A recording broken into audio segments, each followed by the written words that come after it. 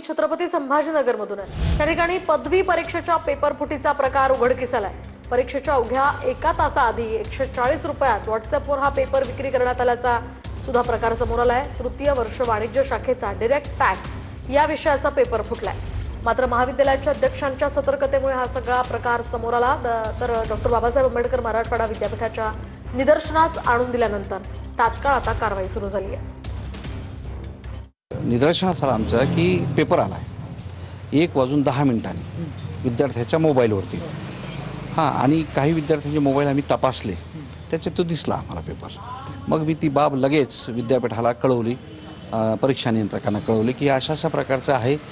तर त्यांनी सांगितलं हे परीक्षेच्या म्हणजे कॉलेजच्या संस्थेच्या बाहेर झालेला एक प्रकार, कारण 2 वाजता पेपर आहे आणि ही घटना घडली 1:10।